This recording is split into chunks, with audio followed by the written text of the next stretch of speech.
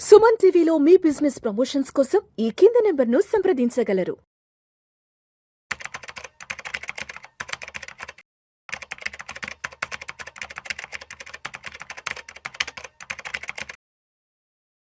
నమస్తే, welcome to Suman TV. నేను విష్ణు. ప్రస్తుతం మనతో పాటు senior stock market analyst Ramachandramurthy గారు ఉన్నారు. సార్తో మాట్లాడదాం.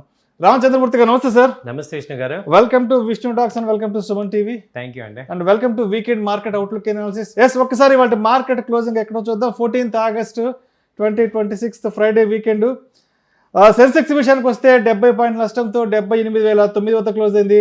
నిఫ్టీ విషయానికి వస్తే 29 పాయింట్ల నష్టంతో 24,366 వద్ద క్లోజ్ అయింది. బ్యాంక్ నిఫ్టీ విషయానికి వస్తే 144 పాయింట్ల నష్టంతో 57,491 వద్ద క్లోజ్ అయింది. మొత్తానికి ఈ వారం మార్కెట్లో 4 రోజుల పాటు నష్టాల్లోనే ముగియడం జరిగింది. ఎందుకంటారు, వరుసగా గత 4 రోజుల నుంచి మార్కెట్లను కష్టాలు వెంటాడుతున్నాయంటారు.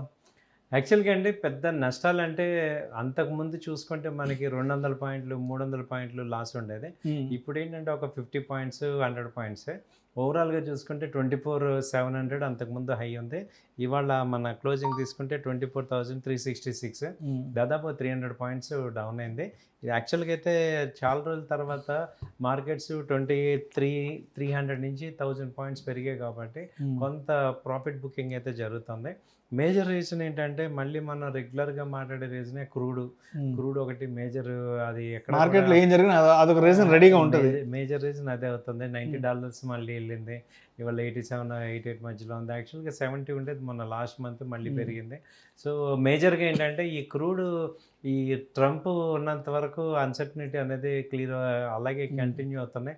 ఆయన ఎక్కడ చూసినా కానీ కంట్రీస్ సేమ్ ఇంపాక్ట్ జరుగుతుంది. సో ఇప్పుడు మళ్ళీ ఇరాన్తో ఒక క్లారిటీ రాలేదు. మొన్న అప్పుడు ఒక ఎంఓయూ వచ్చిందన్నాడు, అది 60 రోజులు అయిపోయినాయి. బట్ ఇంకా ఎక్కడ కూడా వాళ్ళ క్లారిటీ రాలా. మేము హార్మోజ్ని మేము కంట్రోల్ చేసామంటున్నారు, కానీ ఏది అయితే అవుట్పుట్ అర్థం కావట్లేదు. సో దాంతో ఇంకా అదే స్టేల్మేట్ కంటిన్యూ అవుతుంది. యుద్ధం అయితే జరగట్లేదు, కానీ ఆ స్టేల్మేట్ అయితే కంటిన్యూ అవుతుంది. దానివల్ల ఇండియన్ మార్కెట్స్ కూడా కొంత ప్రాఫిట్ బుకింగ్ అయితే జరుగుతున్నాయి. ఎందుకంటే వీకెండ్ రిస్క్ తీసుకోవడానికి లాస్ట్ 2 days హాలిడేస్ కదా, దానిలో ఏమైనా జరగచ్చు అని ఒక రకమైన రిస్క్ ఎవర్షన్ కింద వస్తున్నారు అనమాట. సో తర్వాత చూసుకుంటే వాళ్ళ టాప్ గెయినర్స్లో మేజర్గా వచ్చి వాళ్ళ ఎల్జీ ఎలక్ట్రానిక్స్ బాగా పెరిగింది, దాదాపు 10% పెరిగింది. అలాగే జీ ఎంటర్టైన్మెంట్ 5% పెరిగింది. ఎల్జీ ఎక్విప్మెంట్ కూడా 5%. అలాగే సిమెంట్ ప్రాజెక్ట్ కూడా 5% పెరిగింది. తర్వాత హనసా కన్జ్యూమర్స్ కూడా ఒక 5% అలా పెరిగింది. అంటే మిడ్ క్యాప్లో మంచి ర్యాలీ వస్తుంది. లార్జ్ క్యాప్ అంతా బాగా పెరిగిపోయినాయి కాబట్టి ఇంకా లార్జ్ క్యాప్లో పెద్ద పెరగట్లేదు. 20% ఆ రేంజ్కి వెళ్ళిపోయాయి. ఆటోమొబైల్ స్టాక్స్ అయితే బాగా 15-20% వెళ్ళాయి. అలాగే బ్యాంకింగ్ కానీ ఫైనాన్స్ కానీ ఈ స్టాక్స్ అని ర్యాలీ వచ్చాయి. అలాగే ఇప్పుడు Q1 రిజల్ట్స్ బాగా వస్తున్నాయి. కొన్ని కంపెనీలు బాగా వచ్చే కంపెనీలు అయితే మంచి ర్యాలీ వస్తున్నాయి, లేనివి అయితే కొంచెం డౌన్ అవుతున్నాయి. సో ఇలా మార్కెట్ ఒక స్పెసిఫిక్గా యాక్షన్ అంటూ లేకుండా స్టాక్ యాక్షన్గా ఉంది మేజర్గా. రైట్. అండ్ అదేవిధంగా ఈ గడిచిన వారం అంతా మార్కెట్లని బాగా ప్రభావితం చేసిన అంశాలు ఏమన్నా అంటే, మార్కెట్లో టాక్ ఆఫ్ ద డెలాల్ స్ట్రీట్ ఉంది. అంటే నెక్స్ట్ వీక్ కూడా మార్కెట్ని నడిపించబోయే అంశాలు, ఛాలెంజ్గా ఉండే అంశాలు ఏమి ఉండబోతున్నాయి? మేజర్గా ఏంటంటే, ఈ టాటా గ్రూప్ చైర్మన్ చంద్రశేఖర్ గారు రిజైన్ చేయటం ఒకటి మార్కెట్లో ఒకటి ఉంది. ఆయన 40 years నుంచి టాటా సన్స్లో ఉన్నారు. అయితే ఆయన రిజిగ్నేషన్ యాక్చువల్గా 2027 ఫిబ్రవరిలో ఉండాలి. ఆయన ఎర్లీ రిజిగ్నేషన్ ఇచ్చారు. దానికి ఆయన చెప్పిన రీజన్ ఏంటంటే, ఈ టాటా సన్స్ కానీ టాటా ట్రస్ట్ వీళ్ళిద్దరు కూడా 100% సపోర్ట్ లేరు మనకి అనే పాయింట్ మీద రిజైన్ చేశారు. ఇంకా కొత్త సక్సెస్ని ఎన్నుకోవాలి, దానికైనా సపోర్ట్ చేస్తామన్నారు. దీనివల్ల కొంచెం టాటా కంపెనీస్ అన్నీ కూడా ఒక 4%, 5% ఫాల్ అయినాయి. సో అదొక లాస్ట్ వీక్ ఇది. తర్వాత చూసుకుంటే ఇంకా మేజర్గా చూసుకుంటే మన ఇండియా రెపో రేట్స్ అన్నీ కూడా యథాతథంగా ఉంచారు. కాబట్టి ఇన్ఫ్లేషన్ అనేది తక్కువగా ఉందని అనుకోవాలి. రూపీ అయితే 95 దగ్గరే కన్సల్టేషన్ అవుతుంది. ఆ తర్వాత గోల్డ్ కూడా ప్రజెంట్ గోల్డ్ పెరిగింది, $4,400 పెరగడం జరిగింది. సో ఇలా ఇంటర్నేషనల్ ఇష్యూస్ అన్నీ కూడా నార్మల్గానే ఉన్నాయి. తర్వాత మన అవుట్ సైడ్ చూసుకుంటే డౌ జోన్స్ పాజిటివ్గానే ఉంది. అలాగే మనకి విక్స్ కూడా కొంచెం తగ్గుతుంది. ఎప్పుడైతే విక్స్ తగ్గుతుందో పాజిటివ్నెస్ అనేది క్రియేట్ అవుతుంది. సో FIS కూడా నెట్ బయర్స్ అవుతున్నారు. సో కొంత బయింగ్ జరుగుతుంది. సో ఈ రీజన్స్ అన్నీ కూడా మనకి మార్కెట్కి ఏంటంటే గ్రాడ్యువల్ సపోర్ట్ అయితే కనపడుతుంది.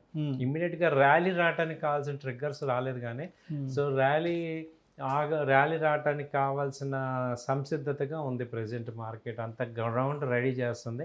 ఎనీ టైం ర్యాలీ వచ్చే ఛాన్సెస్ కనపడుతున్నాయి. అయితే ప్రస్తుతానికి మన ఇండియన్ ఈక్విటీ మార్కెట్స్ పట్ల రిటైల్ ఇన్వెస్టర్స్ యొక్క వాళ్ళ అభిప్రాయం అసలు ఎలా ఉంది, వాళ్ళ బిహేవియర్ ఎలా ఉంది ఇప్పుడు ప్రస్తుతానికి మన మార్కెట్లో చూస్తే? బిహేవియర్ కొంచెం వాళ్ళందరూ కూడా ఏంటంటే ఈ కొత్తగా వచ్చిన వాళ్ళు, ఈ పేజ్ చూడని వాళ్ళందరూ కూడా ఒక రకమైన చికాకు వాతావరణంలో ఉన్నారు.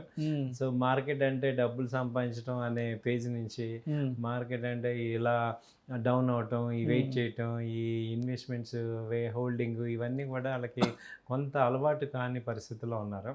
మామూలుగా మిగతా బిజినెస్ నుంచి వచ్చిన వాళ్ళందరూ అంటే రీటైల్గా రీసెంట్గా వచ్చిన వాళ్ళందరికీ కొంచెం చిరాగ్గా ఉంది. ఆల్రెడీ ఒక సైకిల్ చూసిన వాళ్ళు పేషెన్స్గా వెయిట్ చేస్తున్నారు. అయితే 30% పీపుల్ అయితే ఎగ్జిట్ అయిపోతున్నారు. సో మిక్స్డ్గా ఉంటుంది ఇప్పుడు కూడా.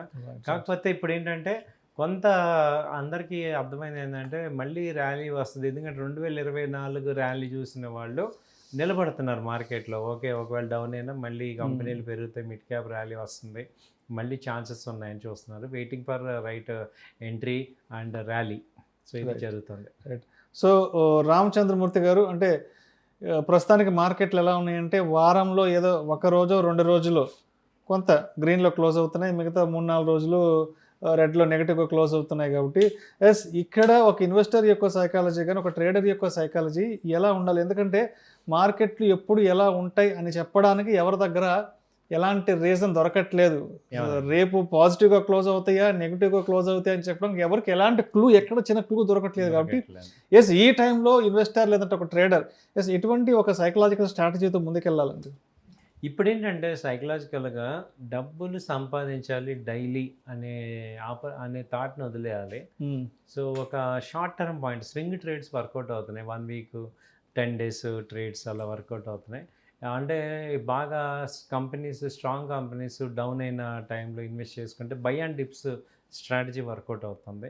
సో ఇంట్రాడే స్ట్రాటజీ అసలు ఫెయిల్ అవుతున్నారు కంప్లీట్గా. ఎందుకంటే ఈ రోజు ఎలా ఉంటుంది అర్థం, ఆప్షన్స్ అయితే చాలా దారుణంగా ఉంది. ఆప్షన్స్ అయితే బయర్స్ కిల్ అయిపోతున్నారు, సెల్లర్స్ కూడా సక్సెస్ రేట్ 50% ఉంది. పవర్ కాంట్రాక్ట్స్ సెల్ చేస్తే కానీ టెన్షన్ లేకుండా ఉంది. కానీ అక్కడ మూవ్మెంట్ చూస్తుంటే ఇప్పుడు బ్యాంక్ నిఫ్టీ చూడండి, రోజు 500 పాయింట్లు మూవ్ అవుతుంది, కానీ నెల మొత్తం చూస్తే అదే 2000 గ్యాప్లోనే ఉంది. సో అదే రేంజ్ బాగా ఉంది దీనిలో మార్కెట్లో. కాబట్టి రేంజ్ మార్కెట్లో హ్యాండిల్ చేయాలంటే క్వాంటిటీ తగ్గించుకొని ప్రాఫిట్స్ కూడా తగ్గించుకొని, ఇది రేంజ్ మార్కెట్ కాబట్టి ఎక్కువ ప్రాఫిట్స్ రావు. సో స్వింగ్ ట్రేడ్లో వస్తాయి. సో స్వింగ్ ట్రేడ్కి వెళ్తే బెటర్. సో ఇప్పుడు ఆల్రెడీ ఫెస్టివల్ సీజన్ నడుస్తుంది. ఆగస్ట్ నుంచి పెద్ద ఎత్తున మనకి నెక్స్ట్ ఒక 4 to 5 months వరకు ఫెస్టివల్ సీజన్ నడుస్తుంది. అండ్ మార్కెట్లో మనీ రొటేషన్ కూడా పెరిగే సీజన్ ఇది. అంటే పబ్లిక్ అంటే అప్పటి వరకు బ్యాంకుల్లో బీరువాలో ఉన్న డబ్బులు మార్కెట్లోకి వచ్చే టైం ఈ సీజన్ అనేది. సో ఇప్పుడు ఈ సీజన్ దృష్టిలో పెట్టుకొని మార్కెట్లో మనీ రొటేషన్, మనీ ఫ్లో ఎక్కువ ఉంటుంది. కాబట్టి మనం ఇన్వెస్ట్ చేసుకోవడానికి ఈ టైంలో సరైన సెక్టార్స్ కానీ కంపెనీస్ ఏమున్నాయంటారు? మన ఆడియన్స్కి only for the educative and knowledge sharing purpose మాత్రమే. This is not for any recommendation అనే టిప్స్ కూడా కాదు, జస్ట్ ఫర్ ద నాలెడ్జ్ పర్పస్గా చెప్పండి. అలాగే తప్పకుండా అండి. ఎందుకంటే ఈ నెక్స్ట్ వచ్చే కమింగ్లో ఎలక్ట్రికల్ వెహికల్స్కి ఎక్కువ డిమాండ్ ఉంది. కాబట్టి ఆ షేర్లు కొంచెం పెరిగే ఛాన్స్ ఉన్నాయి. ఈథర్ కానీ, తర్వాత టీవీఎస్ మోటార్ కానీ, హీరో మోటార్ కానీ, అలాగే టాటా మోటార్స్, ఎలక్ట్రికల్ వెహికల్స్ అయితే బాగా ఉన్నాయి. అందులో దసరాకి దీపావళికి సేల్స్ ఎక్కువ ఉంటాయి. నెక్స్ట్ వచ్చి గార్మెంట్స్, స్టైలిష్ గార్మెంట్స్కి ట్రెండ్ కానీ ఫుట్వేర్ గార్మెంట్స్ ఎక్కువ ఉంటుంది, వీటికి ఎక్కువ ప్రిఫరెన్స్ ఉంది. తర్వాత ట్రావెలింగ్ బాగా చేస్తారు. Exactly. So travelling business Sankranti వరకు కూడా ట్రావెలింగ్ మంచి మాన్సూన్ టైము, వింటర్ సీజన్ కాబట్టి. తర్వాత ఫార్మా రోగాలు ఎక్కువ వస్తాయి. ఈ వర్షాలతో రోగాలన్నీ మలేరియాలు, డెంగ్యూలు అన్ని స్టార్ట్ అవుతాయి కదా. తర్వాత ఫైనాన్స్ ఇండస్ట్రీ బాగా వస్తుంది. Like Bajaj Finance, Shriram Finance. ఎందుకంటే ఏ వెహికల్ తీసుకోవాలన్నా, ఈవెన్ టీవీలు కొనాలన్నా ఫైనాన్స్ కావాలి. కాబట్టి బజాజ్ ఫైనాన్స్ ఒకటి, శ్రీరామ్ ఫైనాన్స్ ఒకటి, దీనిలో ఇన్వెస్ట్ చేసుకుంటే కొంచెం బాగా పెరిగే ఛాన్సెస్ కనపడుతున్నాయి. సో ఈ 5 ఇండస్ట్రీస్ బాగా చూసుకోవచ్చు. అలాగే టెక్నాలజికల్గా చూసుకుంటే నెక్స్ట్ ఏ ఇండస్ట్రీ ఒకటి, ఏఐ టెక్నాలజీస్ బాగా పెరిగే ఛాన్సెస్ ఉన్నాయి. అలాగే మనకి ఈ సోలార్ ఇండస్ట్రీ కూడా బాగా ఫ్లరిష్ అవుతుంది. రెగ్యులర్గా గ్రోత్ కనపడుతుంది. రైట్. ప్రేక్షకుల విజ్ఞప్తి, ఈ వీడియోలో ప్రస్తావించబడిన అంశాలు కేవలం ప్రేక్షకులకు అవగాహన కొరకు, ఇన్ఫర్మేషన్ కొరకు, నాలెడ్జ్ షేరింగ్ కొరకు మాత్రమే వీటి గురించి ప్రస్తావించడం అనేది, వీటిని రికమెండ్ చేయడం అయితే మా ఉద్దేశం కాదు. దయచేసి మీరు పెట్టుబడులు పెట్టే ముందు మీ అడ్వైజర్ని సంప్రదించి మాత్రమే తుది నిర్ణయం తీసుకోగలరని మా మనవి. Right, thank you sir, thank you so much Ramachandramurthy garu. Thank you, నమస్తే.